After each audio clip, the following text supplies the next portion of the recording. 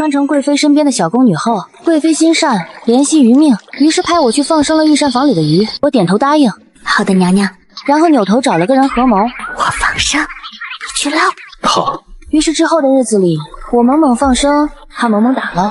直到后来，我突然看见弹幕，哈哈哈哈！反派现在人也不杀了，也不阴郁了，光捞鱼了，笑发财了，鱼都放生到你俩肚子里了。在贵妃宫里当差的第2个月，轮到我负责伺候贵妃用膳。正值晚间，御膳房的宫女鱼贯而入，将数道菜摆在殿内的金丝楠木圆桌上。我扫了一眼菜，鱼肚威、火腿、燕窝、鸭子、枣泥山药糕、猪鱼，我馋的眼泪险些从嘴角流下来。但贵妃却只遥遥望着宫门口，问我：皇上今日会来吗？这我怎么知道啊？我谨慎回答：皇上日理万机，娘娘不如先用膳吧，菜快凉了。鱼就是要趁热吃才好吃啊！闻言，贵妃面露哀戚，再不吃这菜真的要凉了，真是急死我了。好不容易等贵妃接受了皇帝不会来的事实之后，她这才施施然坐到桌前。她戴着金色穿戴甲的手漫不经心地指了指其中一道菜，问我：冬夏，这是什么？为娘娘的话，这是竹芋鱼，以野煮芋为料，做出来的鱼微辣鲜香。我眼巴巴看着那道散发着鲜味的鱼，忙不迭给贵妃介绍。本以为会得来一句夸赞，却不想贵妃眉心微蹙，鱼儿那般可爱，为何要杀了？我的头顶缓缓打出一个问号，当然是因为好吃啊！但贵妃已经放下了筷子，神情淡淡的吩咐道：晚些时候，你陪本宫去把今日御膳房里的鱼都放生了。我愣了一下，不敢推拒，只得应下。那桌上的鱼，御花园埋了吧？爱吃鱼的我感觉天塌了。是的，我是穿越的。一开始睁眼一看是在宫里，还挺高兴，以为是体制内的宫妃。但下一刻就听见有人叫我：冬夏，又在这躲烂呢！去晚了，贵妃罚你的板子。唉，一听这名字，我就知道没戏了。说来也巧，我以前就叫童夏。果然，牛马人穿越了也是牛马。我捧着朱鱼和鱼肚威火腿出了门，等到了御花园里才停下脚步。古有黛玉葬花，现有我花下葬鱼，怎么不算是隔空相会呢？别问我为什么不偷吃，鱼的味道太重，等会儿还要回去伺候贵妃，万一给她闻到了，我的小命就完蛋了。但作为爱鱼人，我摸着还温热的鱼，恋恋不舍。就在这时，视野里忽然出现一道瘦小的身影，我一开始还以为是错觉，但定睛一看，还真有人。少年正在地里挖着什么，察觉到视线，猛地抬眼，目光凶厉，但夜色太黑，我看不清他的眼神，只朝他招了招手。哎，你是哪宫的小太监？那边的人一眼过来了，等到了跟前，我才注意到来人穿着单薄的衣衫，好几处都破了。视线上移，落在少年脸上，他约莫10来岁，眼珠漆黑，正盯着我，抿着唇没有开口。我不认识他，大抵是哪宫不受待见的小太监。宫里捧高踩低的人多了，苦命的人自然也多。我看了他一眼，想到什么，将鱼递到他面前。你吃不吃鱼？还有一点热乎呢。主打一个不能浪费，但面前的少年却没动，目光戒备。我把筷子递过去，放心，美毒，咱俩又不认识，我害你干什么？闻言，少年眸光微动，低声问：那姐姐怎么不吃？我吃了回去会有味儿。说着，怕他不信，我取出银针，给鱼做了个全身针灸，最后再拿起来给他看。确实没毒。对上我澄澈真挚的眼睛，少年微睁了下，垂下眼睛，将匕首收回袖中。那谢谢姐姐。不客气。我眼睁睁看着少年把鱼吃了个干净，馋得狂咽口水。等把鱼骨头埋好，我这才起身，想到什么，朝他眨了眨眼。你晚一点去宫内的那条通往护城河的百花湖边等着，记得拿桶和打捞器具。我会放生一批新鲜鱼，你去捞，到时候鱼咱俩分分，就这样说定了啊！说罢，转头就走。糟糕，在御花园耽搁太久，回去要被骂成狗了。我拎着食盒飞速往回赶，身后袁清义盯着我的背影出神，半晌才收回视线。等我赶回到贵妃宫里时，果不其然，长氏姑姑很不满，皱着眉训斥我：跑哪儿去了？贵妃摆了摆手，张姑姑顿时没了话，退后一步，瞪了我一眼。是办得如何？贵妃轻启朱唇，我一口气还没喘匀。回来的路上，我从御花园绕道去了御膳房，在御膳房一众懵逼的眼神中，要了还没杀的活鱼，吭哧吭哧的将鱼带回来。和这一比，之前跑的800米都是小巫见大巫。劲这么大干嘛？万物的资本家。听见我的话，贵妃的眉眼舒展开，走吧。于是，一群人浩浩荡荡去了百花湖。贵妃自然是不会亲自动手的，于是我又提着鱼桶，等到了湖边，我用余光扫了一眼四周。那小太监来了没？别掉链子啊！不过眼下我也不敢多看，生怕露出马脚，小心的将鱼桶里的鱼都放生进了湖里。离湖边很近的那种，特意挑的浅水区，敢游走我就下去抓回来。张姑姑提着灯和贵妃站在不远处，灯桶空了，贵妃也乏了。唉，回宫。贵妃一丈浩浩荡荡的往储秀宫走，我自然也跟在其中，面上若无其事，心里却有些着急。那小子来了没有？等会鱼都要游走了，一直等到我们走后，躲在不远处的袁清逸才走出来，拿渔网一拉，看见了网兜里满满当当的鱼，少年心口微动。等贵妃歇下后，总算是没我的事儿了。今晚是别人值夜，我还惦记着那批放生的鱼呢，趁同屋的宫女都睡了，这才偷溜出去。别说，还怪刺激的。等到御花园和袁清逸碰头，看见他脚旁边活蹦乱跳的鱼，我的眼睛绽放出光亮来。不过现在又有一个问题，御花园附近常有侍卫巡逻，若是烧火，火光一定会引来侍卫，那到时候就完蛋了。袁清逸看着我神色变化，像是能明白我心中所想。我带你去个没人的地方。闻言，我一个激动，快走！见我无条件信任他，袁清逸眼睫微颤了下。这么信我？我跟着他走，浑然不在意，笑眯眯的。咱俩同是爱鱼人，能有什么坏心思呢？你说的有道理。他附和了一句，直到停在一面墙外，他转头看向我，悠悠道：这里面没人。我看着那阴森森的地方，脊背生出凉意。这里面当然没人，毕竟这是冷宫啊，谁乐意住里面？但转念一想，好像确实是吃鱼的好地方，于是我果断爬上墙壁，然后卡住了。快，在后面推我一把！袁清逸站在底下，无奈上前，让我踩着他的肩膀爬上去。等我跳进去后，再利落地跳进来。这还是我头一次来冷宫，冷飕飕的。但对于吃美食的欲望大过了害怕，我从怀里掏出从御膳房拿来的调味料，让袁清逸在屋内烧火，杀鱼、烤鱼、撒调料，一气呵成。冷宫守卫不严，到了夜里，侍卫更是偷懒吃酒赌钱去了。我和袁清逸美美的享用了好几条鱼，半大小子还挺能吃，到最后只剩一地鱼骨。忽然想起以前半夜饿了背着爸妈偷偷点外卖的日子，心情有些沉重下来。知道我死了之后，爸妈一定很难过吧。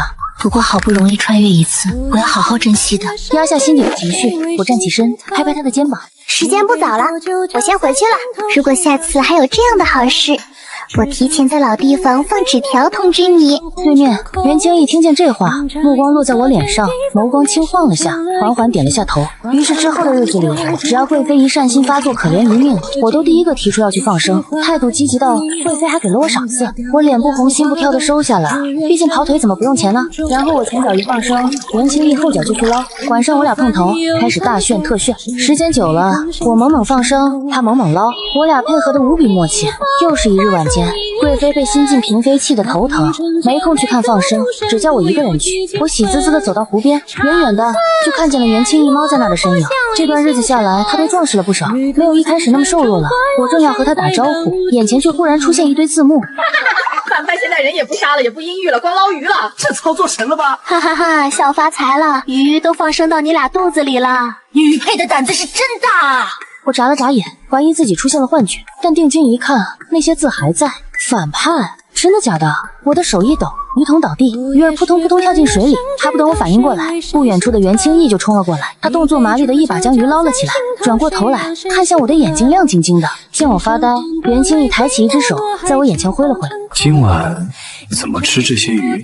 听见他的话，我猛地回过神来，定睛看着面前的少年。已入了冬，他的衣裳却依旧破旧单薄，拿着鱼兜的手通红，指关节处的陈年冻疮隐隐泛着紫。偏生他相貌出众，这样的落魄境地反而让他多出了几分破碎感。根据弹幕所说，他是书中的反派。我俩现在是坚定的吃鱼同盟啊！管他3七21，先吃了这顿鱼再说。反正等我年满25，就可以出宫去了。到时候他爱怎么斗就怎么斗，反正和我也没什么关系。今晚喝鱼汤吧。冬日里喝上一口奶白的咸鲜鱼汤，想想就美滋滋。袁清逸从善如流的应下。好。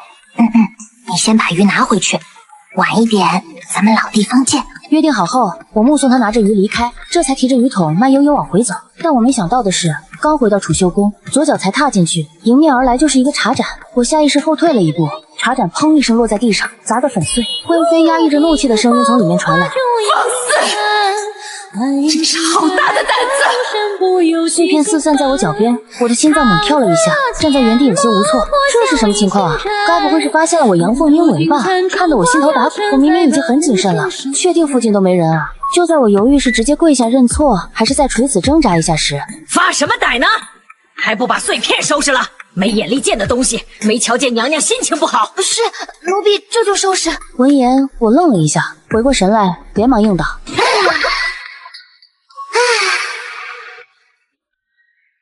原来是贵妃心情不好，吓我一跳。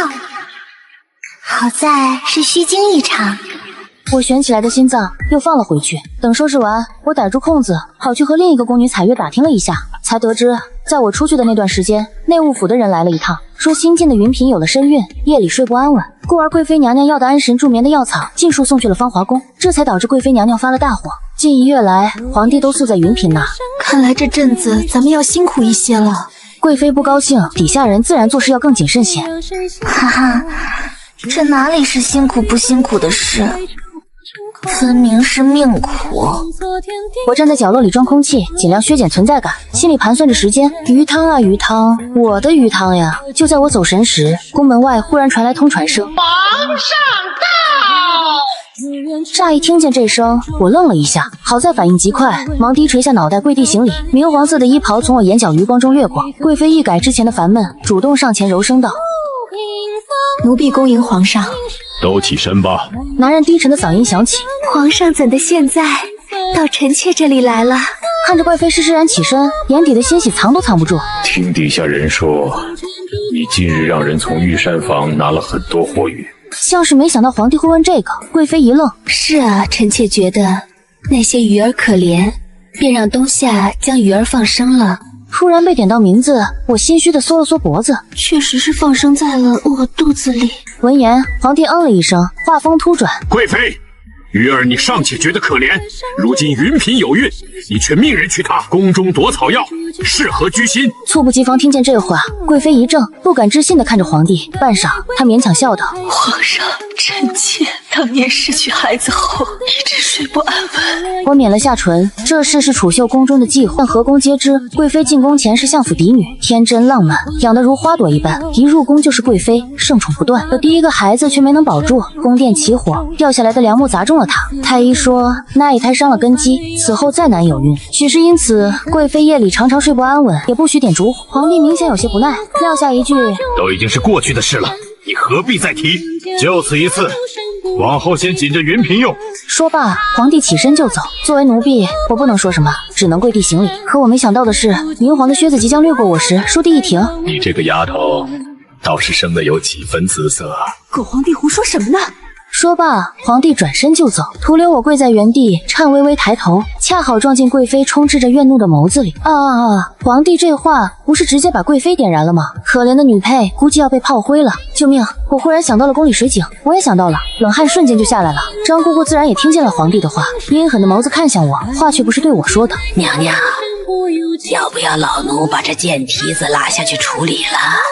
贵妃面无表情地盯着我，我的面色一白，神经紧绷成一条线。宫里奴婢的命有时候可以比鱼还贱。冬夏，你有什么话要说？贵妃语气凉凉地问。我的脑子飞速运转，指甲掐入掌心，到底是求生欲上头。西行几步，爬到贵妃脚旁，再抬起头时，满眼虔诚。奴婢此生效忠娘娘，若是娘娘不喜欢奴婢这张脸，奴婢愿从此遮去容颜，绝不再污了娘娘的眼。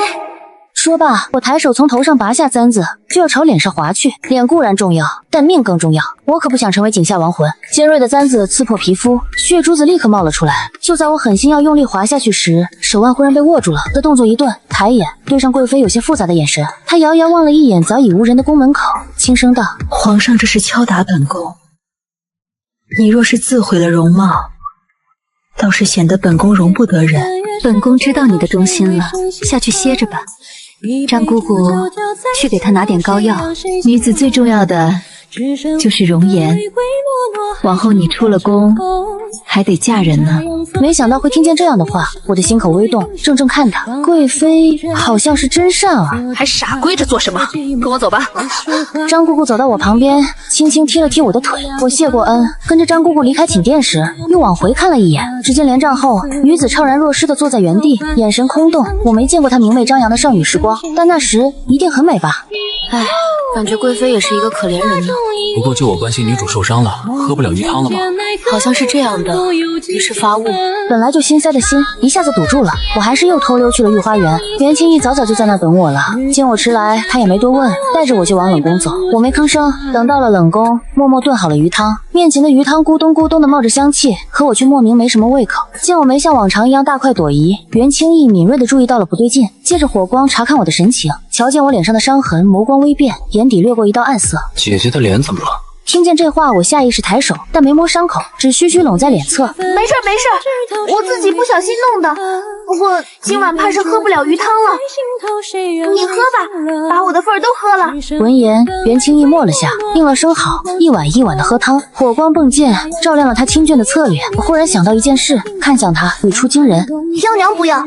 弹幕也惊呆了，女配说啥呢？该不会想让贵妃收养反派吧？反派的生母身份低贱，也不受皇帝喜爱，在别人眼里基本上是不可能登上皇位的。不过说起来，反派冷宫开局，后面也险些登基了，这能力确实杠杠的，就是可惜了没有好的出身。但要是他有呢？我的算盘珠子打得啪啪响。不过袁清逸却不是这么想的，他神情复杂地看着我，放下汤碗，轻声开口：姐姐莫不是想让我当你儿子？这下换我惊呆了。反派这是什么神奇的脑回路啊？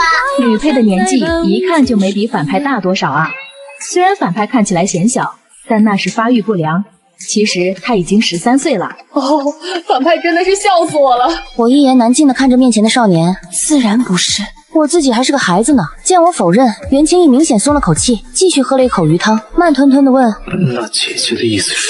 我的眼珠子转了转，凑近他嘀咕了一通。说到最后，袁清逸眸光微闪，最后点了点头。我都记下了。我应了声，起身准备回去，但还没走出几步，蓦地听见身后传来声音：姐姐，为何要这么帮我？我只是冷宫中不受宠的皇子罢了，在这深宫之中，不受宠的皇子，还不如得脸的宫女。这还是他头一次直言他的身份。其实在翻墙进冷宫那一刻开始，我就应该知道了，只是我是在原主狡猾跌进湖中死后传来的，没有继承原主的记忆，所以对宫里的事一知半解，也就没太在意。之后就算知道了，也心照不宣的不提这茬。我偏过头，就见袁清逸还坐在原地，火光之中，少年的眸光明灭不定。我笑了笑，朝着那锅鱼汤努了努嘴。谁让我们都喜欢吃鱼呢？袁清逸一愣，眼底阴霾散去，唇角弯起。吃鱼同工真强啊！连夜让我的老母亲去买条鱼吃，都笑死我了。不过你俩是不是忘了吃的是谁的鱼啊？我没在意字幕，鬼鬼祟祟的偷摸回去。这一晚上一波未平一波又起，我困得不行，几乎是倒头就睡。但还没睡几个时辰，就被彩月晃醒了。哎，冬夏，今早是你伺候娘娘晨起，快些起来准备。我的头埋在被窝里，没睡饱还要早起，感觉我的怨气可以复活10个邪剑仙。但明面上我还是只窝窝囊囊的回了一句等穿戴整齐后，我端着脸盆轻手轻脚走进寝殿，帘帐内没有动静，贵妃还在睡，但已经快到去皇后宫中请安的时间了。我正犹豫该怎么叫醒她，忽然听见一声尖叫：我的孩子！下一刻，贵妃惊坐而起，我被那一声叫得心头发紧，下意识抬手抚上腹部，在触摸到扁平腹部时，美眸呆目发直地望着虚空，有眼泪不断地顺着她的眼角流下。娘娘，我忽然有些难过，拿了帕子替她擦泪，她任由我擦拭，半晌她的眼珠子才慢慢转动，像是自言自语，又像是对我说：那日的良母就这么砸在我身上，好痛好痛，我的孩子就那么没有了，以后也不会再有了。你说是不是我不够善良？娘娘，要是我再善良一点，上天是不是就不会对我那么残忍？想到那些被我吃掉的鱼，我忽然想给自己2巴掌。呜，忽然有点泪目了。贵妃好惨啊！她要是知道那场火是皇帝默许的，就为了敲打相府，不惜拿她的性命为要挟，结果却害得她没了孩子。等贵妃香消玉殒后，疼爱她的相府也会被皇帝铲除。她算是死得早了，还不知道皇帝有多狠心呢。自古皇家多薄情啊！看到弹幕，我的心神一凛，贵妃会死。我现在还不到20岁，还有好多年才到出宫的日子呢。他要是死了，我可就没着落了。想到这，我搭住贵妃的肩膀。娘娘别难过了，您这么好，命运一定不会辜负您的。老天给不了他孩子，我能给。是吗？贵妃哀戚一笑，但情绪倒挺好了一些，任由我伺候着起身。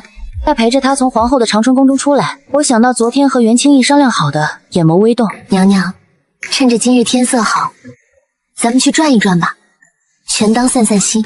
张姑姑听见这话，难得欣赏地看了我一眼，附和道：“是啊，娘娘，梅园的花儿都开了呢。”闻言，贵妃不置可否地点了点头。一行人转道去了梅园，梅园中种满了各色梅花，在冬日里盛开得格外艳丽。而在这艳丽中，出现了一道瘦削的身影。少年拿着锄头，旁边放着一个花篮，里面盛着掉落的花瓣。听见动静，回过头来，少年人衣裳破烂，眼神清澈金黄，满身破碎感。贵妃眸光微动，轻声问：“那是？”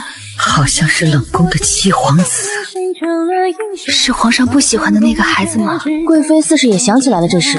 张姑姑颔首，正是。见状，我故作惊讶的出声：“七殿下虽不受宠，却看起来同娘娘一样心善，乔眉眼还有几分像，和娘娘很有缘分呢。”丑的五花八门，但貌美的人之间总是有几分相像的。张姑姑摸不着头脑：“冬夏，你胡说八道些什么呢？”倒是贵妃猛地一怔，等回过神，她抬手招了招，站在不远处的人眸光微晃，放下锄头上前拱手行礼：“儿臣见过娘娘。”不知是哪个娘娘，只能这么叫一声。贵妃不在意这个，多瞧了她一眼：“你在这里做什么呢？”儿臣觉着花瓣落地可惜，便想着埋了。她说这话时神情有些怯怯的，莫不是……本宫有些乏了，先回去了。我和袁清义对视了一眼，而后快速收回视线，屁颠屁颠跟上队伍。我就说不可能那么容易成吧，贵妃又不是傻子。你俩还真搞葬花这一套啊，无奈扶额。我跟着贵妃回了储秀宫，贵妃眼皮微动：“张姑姑，你先下去吧，冬夏陪本宫说会儿话。”贵妃垂眸看向我：“你觉得七皇子如何？”七皇子生来便没有见过生母，想必极渴望母爱吧。奴婢眼瞧着云嫔的孩子就要生了，到时候定是要加封的。”话只说到这里，但贵妃也不是傻子，我不信她一点也不知道皇帝对相府的忌惮。况且这宫里的女人孩子一个一个的生，皇帝对她的情分又能有多少？看破情爱吧。她的眸光晃荡起来，半晌，她苦笑了一声：“你让本宫想想。”是我默默退出去。贵妃在寝殿内哭坐了一整个晚上，到天空破晓时，她唤我进来，面色虽憔悴，但眼神却不再如从前那般迷茫。冬夏，帮本宫想个法子，让皇上主动把七皇子过寄给本宫吧。自然不能主动提出要收养皇子，皇帝那么多疑，自然不会同意。我扬眉应下，但我没什么思路，于是趁着半夜又偷摸去了冷宫，告诉袁清义这个好消息。因为今日没有鱼吃，于是我俩抱着烤红薯啃。我嚼红薯，顺嘴问道：“你有什么办法不？需要我配合的，我一定帮你。”他只沉吟了片刻，便道：“交给我吧。”我不知道他有什么办法，但也没多问，交给他，我放心。袁清义作为反派，智商自然是在线的吧？可我万万没想到，我才离开冷宫回去没多久，被窝还没睡暖呢，忽然听见工人的惊呼声：“凤霞，不好了，冷宫走水了！反派好猛，冷宫说烧就烧啊！别说烧冷宫了，就算是地宫他也敢啊！”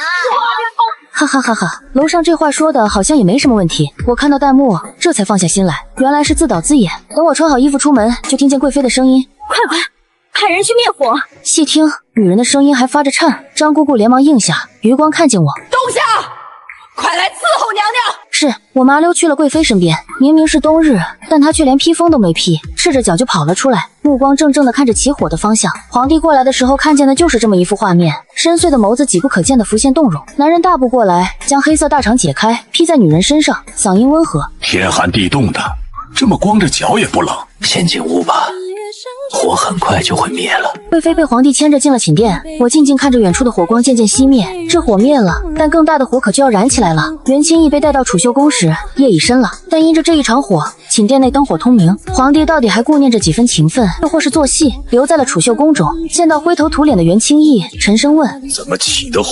袁清义跪在地上，眼睫轻颤着，尽显无辜：“儿臣不知，睡着，忽然就起火了。大抵是睡前烧的黑炭，还没完全熄灭。”堂堂皇子用的却是最次的黑炭，皇帝却不在意，只是现在冷宫烧了，袁清义到底是他儿子。转头看向贵妃：“ 贵妃，你终日念着那个失去的孩子，也不利于身子。不如将义儿放到你宫里养，认你做母亲。闻言，贵妃一怔，下意识婉拒。臣妾怕是照顾不好。见她推拒，皇帝反而放了心。寻常时候让宫人照看就好。你只是他名义上的母亲。话都说到这个份上了，贵妃只能低声应。臣妾遵旨。本以为今晚也就这样了，但没想到陛下，云嫔娘娘见了火光，心中害怕，险些动了胎气，叫您过去瞧瞧呢。皇帝沉默片刻，还是看向贵妃。贵妃，云嫔还怀着孩子，朕去就回来。这样的话，贵妃已听了不知多少遍，如今她没再像之前一样留恋。好，我在心里对着她打了一套军体拳。回头时，贵妃神情倒是寻常，只看了袁清一眼，吩咐我：冬夏，你带七皇子去休息吧。是。走出寝殿后，月凉如水洒在青石台阶上。袁清义瞅了我一眼，眼睛弯了弯。冬夏姐姐，哈哈哈，女配真人呀，还真给反派找了个好出身。不过反派能不能赢还不好说呢，我管他能不能赢，放手一搏。袁清义就这么在储秀宫中住了下来，成了贵妃名义上的儿子。读书10里，锦衣玉食，再不用受人冷眼，饥寒交迫。一晃6年过去，袁清义处处藏拙，但宫中争斗凶险，稍有不慎便是满盘皆输。贵妃在我的提点下起了疑心，命人暗中调查当年流产的事。得知真相之后，悲痛之后，彻底断了对皇帝的心思。也是因此，袁清义得了相府支持，却不敢与相府有多有接触。但我俩偶尔还是会背着贵妃偷偷吃鱼，当然是从御膳房拿的熟鱼，不吃白不吃的那种。冬夏姐姐，今日的炸鱼很香。话音还未落，却见袁清义的面色微变，我下意识感觉到不对劲，拨头去，却见宫门口本该早就睡下的贵妃，在张姑姑的伺候下，闲逛来了这边，猝不及防间众目相对，我小命休矣。我拿着炸鱼的手都僵了，但现在想收拾已经来不及了。就在我不知所措时，袁清义主动站出来：无非是儿臣馋这一口，让冬雪姐姐陪儿臣吃的。闻言，张姑姑横眉怒目，骂道：七殿下，贵妃娘娘待您不薄。好半晌，我屈膝跪下，垂下头道：奴婢知错。来人，将冬夏带下去。袁清义倒在我跟前没动，但我总不好连累了他。冬夏！袁清义目眦欲裂，我闭了闭眼。唉，感觉踩到贵妃雷点上了。就在我以为死定了的时候，贵妃开了枪。住手！场面骤然安静下来，我惶然看向贵妃，却见贵妃拧眉。贵妃扫了我手中的炸鱼一眼，冷哼：不过还挺香。我峰回路转，我连忙反应过来，捧着一碟炸鱼递给她。娘娘您尝尝。张姑姑试图劝阻，贵妃已经夹起一条炸鱼，一口咬了下去，紧接着一口又一口，到最后剩下的炸鱼全进了贵妃的肚子。那晚的事就这么过去了，我松了口气。果然没人能抵抗鱼的魅力，如果有，那就多吃几顿，之后的日子都平静的过。待南方水患时，皇帝派袁清义前去治理，群臣都不看好他，但偏偏他最争气，不出半年就解决了水患问题。而皇帝这些年身体也愈发不如从前了。之前通过弹幕我知道皇后所出的太子就是男主，太子殿下自幼时起便总被皇后娘娘逼着要成才，习武读书，样样都不能落于人后，稍有松懈，轻则斥责，重则打手板，麻木的长大。皇后几乎倾尽全力助他称帝，但谁也没想到他在某一日失踪了，跟着他的小太监哭丧着脸诉。太子殿下说着什么这一生再也不要这样过就走了，还说七殿下比他更适合那个位置。皇后听后更是气得吐血。于是皇帝缠绵病榻之际，是袁清义在关键时刻挺身而出，代太子监国。消息传回后宫时，贵妃正坐在桌前猛猛吃鱼。真香，本宫以前真傻，真的。我馋得狂咽口水。说来自打那晚吃过炸鱼之后，贵妃好像一下子开窍了，她不让放生了，而我也就吃不上了。我眼巴巴地看着面前的全鱼宴，见状，贵妃有些无奈。好了，瞧你那样，坐吧，本宫特许你今日可与本宫同食。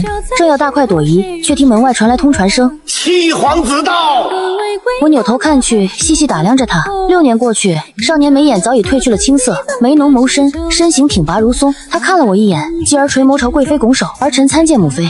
不必多礼，你来得正巧。忽然意识到了什么不对劲，转过头来，目光落在我身上。我一开始还没反应过来，对呀，这鱼可好吃了。直到弹幕疯狂提醒：女配长点心吧，见到皇子都不行礼。哈哈哈哈！女配和反派偷偷吃鱼都吃多少回了，忘了也正常。贵妃都惊呆了。哈哈哈哈！看到弹幕我一个机灵，猛地站起，屈膝行礼：奴婢参见七殿下。但还不等我跪下，就被人手疾眼快地扶住了。冬夏姐姐不必多礼。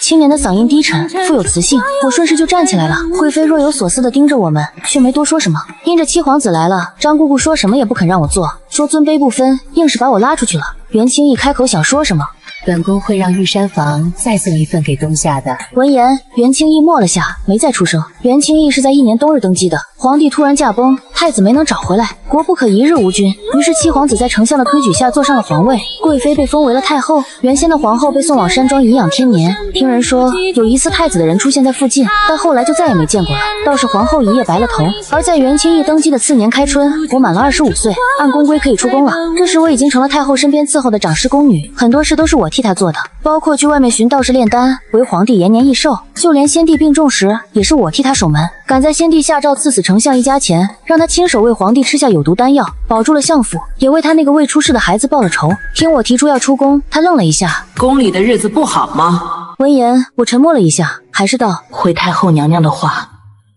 奴婢还是想出宫。见我去意已决，太后没再多说什么，只道：你去和皇上说一声吧。啊，好，我没多想，去了御书房。太后所居的慈寿宫离御书房有些远，等我到御书房的时候，里面的议事还没结束。所幸天气也不热，我在外头等了一会儿。袁清义身边伺候的小太监眼瞅着议事结束，进去通禀了一声，就扬着笑朝我走来。这还是我头一次来御书房，和想象中一样威严端肃。御桌之后，袁清义一身龙袍，早不复当年落魄模样。我规规矩矩的行了礼，冥婢参见皇上。出乎我意料的，袁清义从御桌后绕出来，亲自将我扶起来。我看着他温和的黑眸，想了想，把来意道出：我今日就要走了。话音落下的瞬间，男人眸光一顿，眼底划过黯然，分别是会难过的。我一时不知该说点什么，场面陷入寂静。半晌，我才听见他的声音：好。我抬眼看他，男人眉眼带笑：冬夏姐姐助我良多，我封姐姐为郡主，4京中豪宅和万两黄金，让侍卫护送你出宫可好？我的眼睛微微瞪大，喜不自胜。分别前可以抱一下吗？朝我张开双臂，我顿了一下，旋即一把抱住他，下巴抵着他的肩膀，眼睫轻颤了下，相敬无言。短短几息，我就退开，笑着朝他挥了挥手。离开御书房时，我没回头，也就没有看见男人眼底的落寞。我出宫那日声势浩大，袁清义给出的理由是感念我在他落魄时的相助之恩。太后不明所以，但他不傻，也能猜出一些。只是如今既得高位，有些事便不会再计较了。与新帝目送我离宫时，太后略偏眸：你既舍不得他，为何不娶她入后宫？袁清义目光仍望着远方，隔着层层殿宇，仿佛依旧能看是他明媚的笑颜。在那个饥寒交迫的冬夜里，少女眉眼弯弯地问他：你吃不吃鱼啊？劈开了黑暗，成了照在他心里的一束光。皇宫是牢笼，而他有一个自由的灵魂，朕不想困住他。他这一生注定被权势所捆绑，他不能保证将来不会为了江山，为了朝局，做出伤害他的事。就像他的父皇那样，那还不如让他自由地过，而他会是他最强的后盾。